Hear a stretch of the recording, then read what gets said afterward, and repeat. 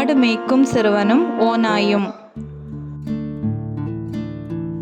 ஒரு காலத்தில் அமைதியான ஒரு சிறிய கிராமத்தில் ஒரு ஆடு மேய்க்கும் சிறுவன் வாழ்ந்து வந்தான். அவனுடைய வேலை கிராமத்தின் செம்மறி ஆடுகளை மேய்ச்சலுக்கு அழைத்துச் செல்வதே. ஒவ்வொரு நாளும் அவன் அவற்றை கிராமத்துக்கு அருகிலுள்ள ஒரு மலைக்கு கொண்டு சென்று மேய்க்க செய்வான். ஆனால் சில நாட்களில் அவனுக்கு இந்த வேலை வெறுப்பாகி விட்டது.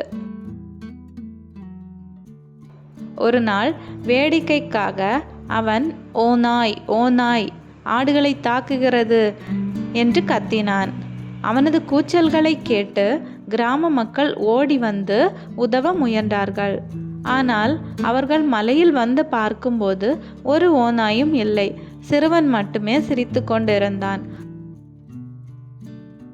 கோபமடைந்த கிராமத்தார் அவனிடம் பொய்யாக கூச்சலிடாதே என்று கண்டிப்பாக சொல்லிவிட்டு திரும்பி சென்றனர். ஆனால் சில நாட்கள் கழித்து அவன் மீண்டும் அதே கூச்சலை எழுப்பினான்.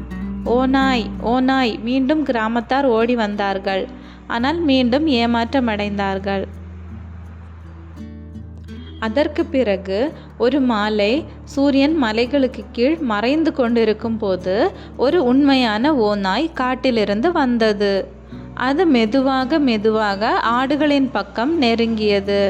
சிறுவனின் இதயம் பயத்தில் துடிக்கத் தொடங்கியது.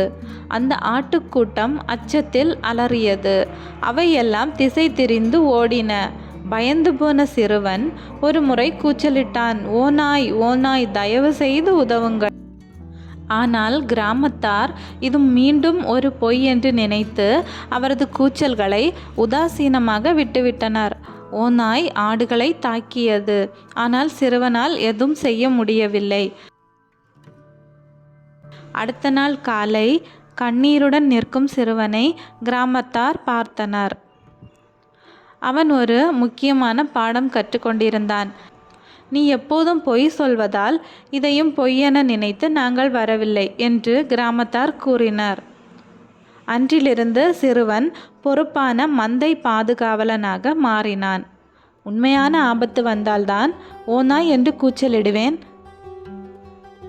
என உறுதியெடுத்தான்.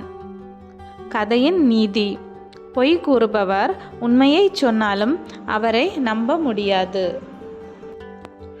ஆகவே குழந்தைகளே, எப்பொழுதும் பொய் சொல்லாமல் இருங்கள். ஒரு தடவை பொய் சொன்னால் நீங்கள் உண்மையை சொன்னாலும் நம்ப மாட்டார்கள்.